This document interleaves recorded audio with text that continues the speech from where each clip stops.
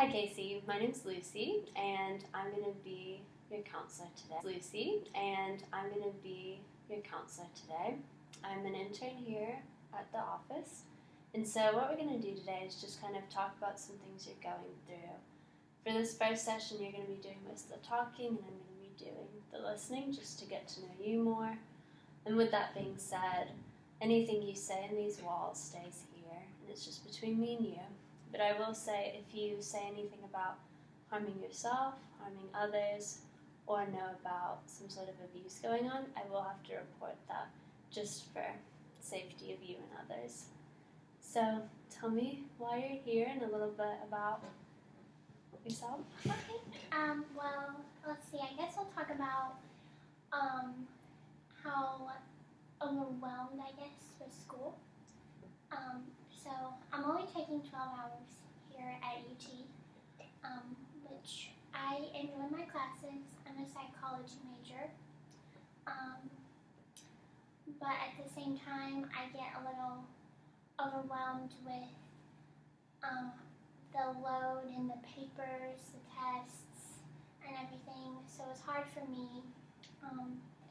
So it's difficult to talk, but recently they've been scheduling me full-time, like 35 hours to 40, which I mean I don't mind.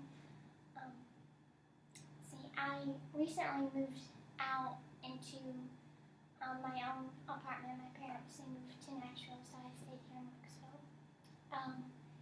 And it's hard for me to like keep the hours at work because I know I have to pay rent, I have to pay my power bill, but I can't cut my hours because I mean all these things are due.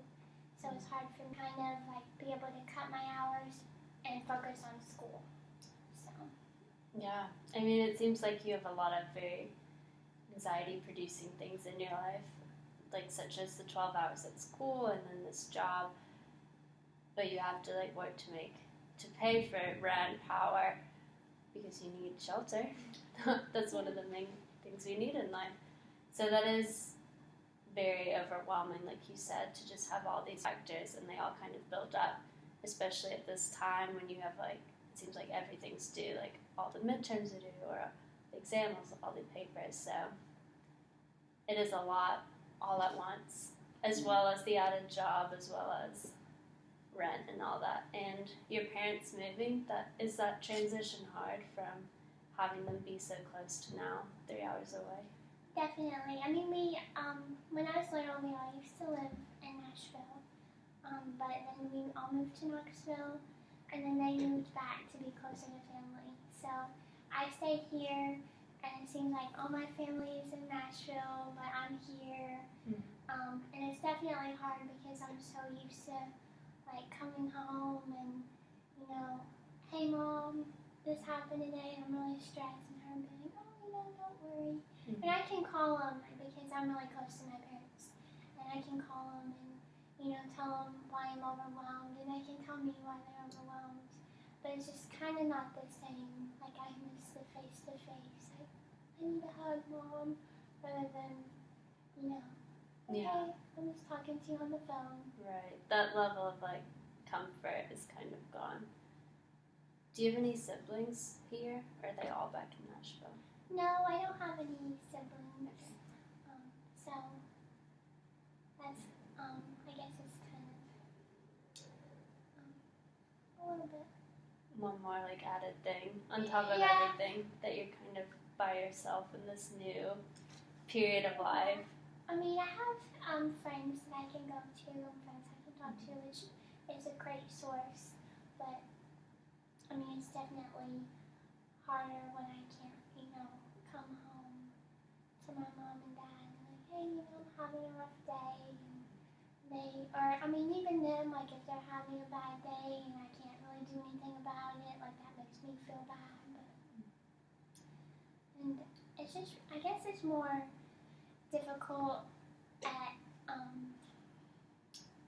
work, I guess. I mean, it's a pretty easygoing job. I mean, I enjoy working at Target for the most part. I mean, it has its perks, it has its downs, but it's really hard for me to put school in front of my work because I feel, I don't know, maybe that I don't want to ever call in if I have like a test the next day and I really need to study. Like I never want to like call them and say, hey, I can't come in because I don't want to like let them down. So it's hard for me to, put school first when I have work as a number one priority in my mind. If that makes sense. Mm-hmm. Yeah, so trying to find that balance between work and school. Right. And my parents are really supportive. Like they tell me, they'll let me quit my job if I need to. They can help me out financially, which is, I appreciate them so much. Mm-hmm. But at the same time, like I don't want to put another financial burden on them. Mm-hmm. They have things to pay for too. Like I want to be able. I guess it's kind of mentality in my mind that, oh yeah, I want to pay for things myself. Mm-hmm. I want to like be able to be an adult and not, have others pay for me while I'm only going to school, if that makes sense. It does, yeah, because you've already made the transition into college, and like that from going from high school to college is its own like independence, almost shock. And you're almost done with school, you've almost got your degree, and so with that, it's kind of like you don't want mom and dad like financially with you, always like supporting you, so you're trying to establish yourself as like your own person, and I think that's admirable. And just kind of moving on and finding that balance between work and school. Yeah, I definitely agree. It's hard to find balance. And I'm not like a straight A student. Like I try and put as much effort as I can, but I get B's, some C's here and there. But I've never failed a class at UT. So recently, I guess with so many hours at work, recently I got an email from one of my professors, and she's like, hey, I need to talk to you about your grade. You're not doing well. So, I need you to come in and see me. So then as soon as I got that email, I called my work and I said, hey, I can work this week. I can work this week out, this many hours. But, I really can't do anymore because I'm starting to do really bad at school. So that was really stressful to me to, get that email that I was, not doing well. And it's just like a history 242, like a basic, intro class. Mm-hmm. So it was hard for me to, accept that I'm not doing good in school because all these other things are going on. Right. Your first priority at this age, I think, is school. So I think you should be able to go to your work and be like, hey, like, I can't do this. What's your position at Target? Really, I'm just like a team member. I work in the fitting room. I like do all the clothes and everything. Yeah. So I feel like just being kind of like, I need to like take a step back. I think they would be very respectful and open to that, just because you're a student, you're here to be a student. So, but that is stressful about your teacher in that class, but that's great that you have a teacher that's looking out for you. That's very cool. I've never heard of that before. I know, yeah. So that's really cool that you have those classes that you may not be doing so well, but you do have that support system to fall back on, like with the professor and also your parents. Even though they're not right here, but you still have that system in place for. Yeah, definitely. I agree. And I did go to work and I talked to them about it. And they were definitely understanding. Like I had to call them one day and they're like, okay, that's fine. But at the same time, I feel like even though I talked to them about it, they're able to be like, yeah, I understand, but they don't really do anything about it. Like I'll tell them I need to cut my hours, but then like, okay, well we're just worried about Target. We're not really worried about, other people. Does that make sense? I know that might not be true, but yeah, it's just difficult for me to like, I'll stand up for myself, in the aspect that I need to cut my hours back. But if they don't do it, it's hard for me to like voice it a second or third time. Mm-hmm. So you feel like they're viewing Target as like the corporation, like to make money, and you're like just a tool in like the making money big business system. That is hard because you almost feel invaluable in your job, and no one should ever feel that way. After you graduate, are you thinking about staying on with Target, or would you want to like move up in your position, or just say bye-bye Target? I was thinking, I don't know really what I want to do. I was thinking after, my bachelor's, taking a break.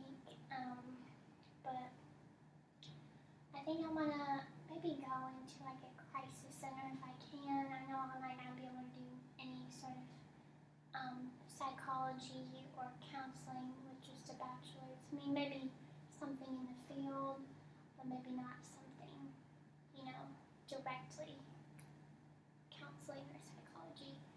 So it's something that I really want to do, but it's something that requires a lot of school that I don't think I'm ready for. So. Yeah. Well, I think a break would be good. After like 4 years of just kind of feeling overworked and overwhelmed with school. Feeling overworked and overwhelmed with school.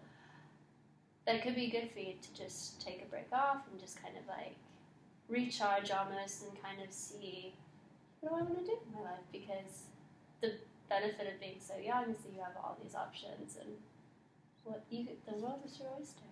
I definitely agree, and for a while, it's really negative, but I was like, the school isn't for me. Like, as soon as I got that email, like, school isn't for me, like, I should just drop out now.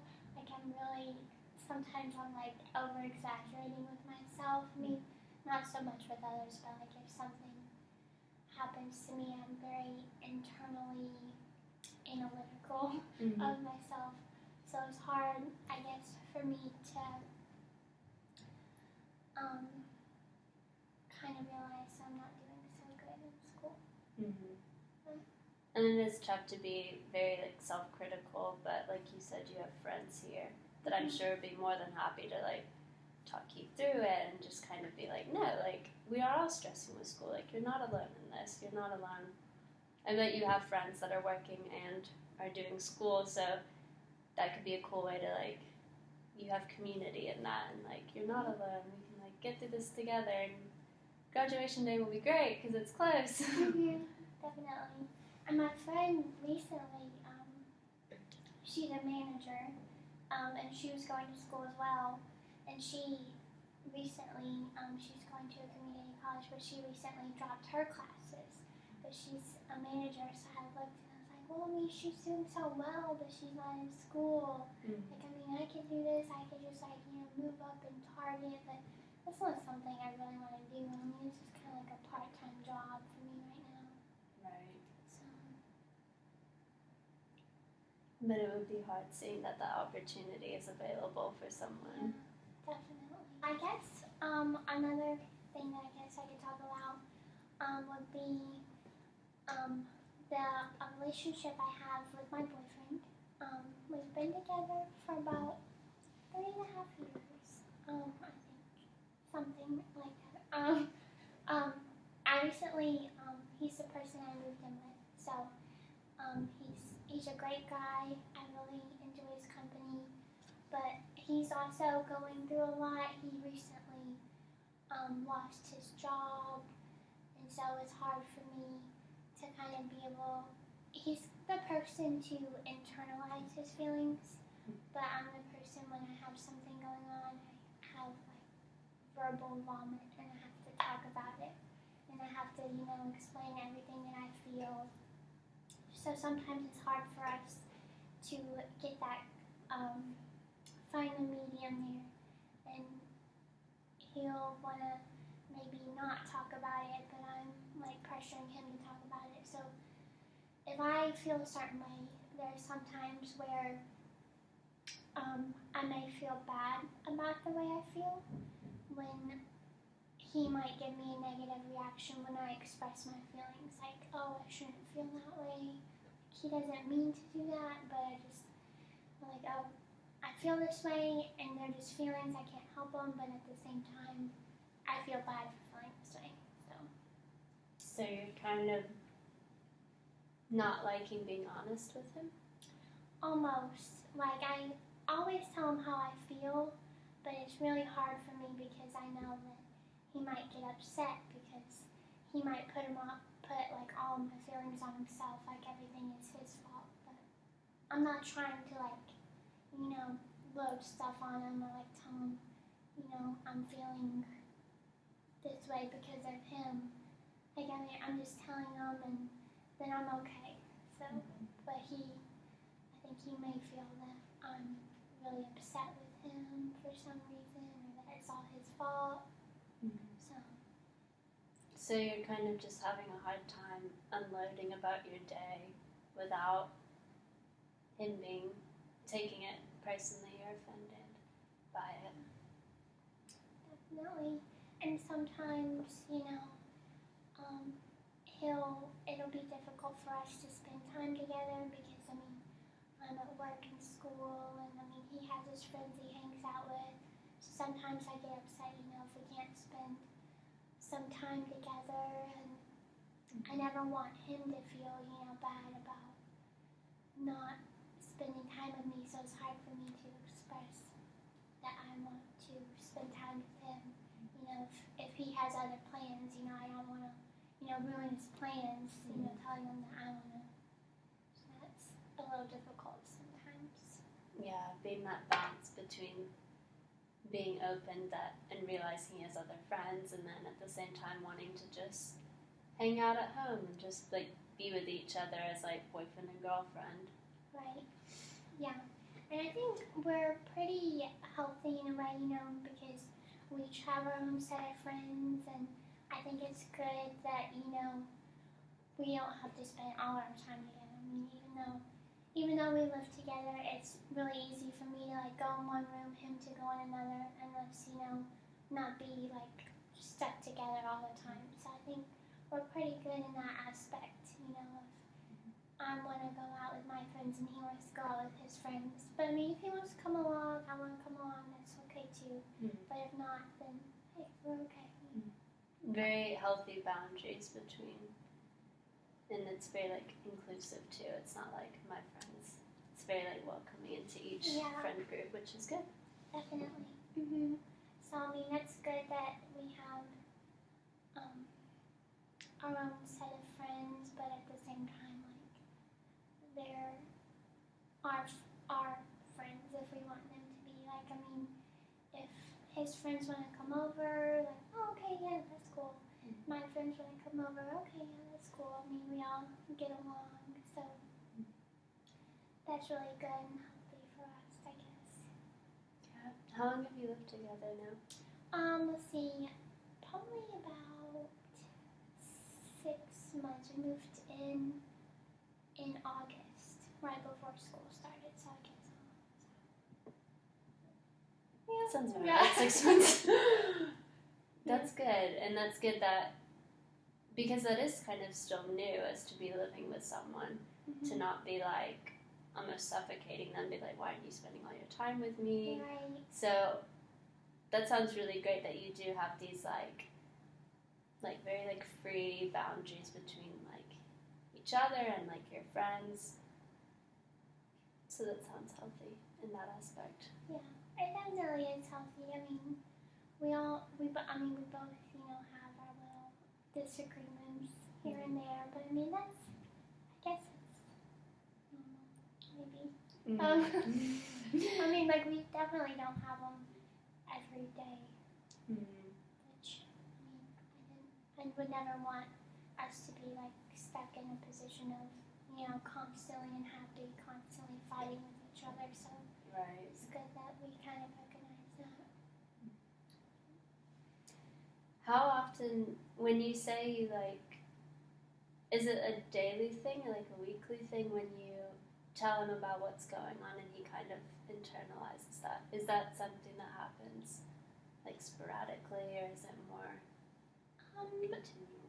It's kind of maybe it might also be me because I'll be like, hey, like tell me how you're feeling because I mean I've known him for a good while, so I usually know like by his face if he's upset. So I'll ask, what's going on, and when someone else is in a bad mood, like he kind of puts the bad mood on you.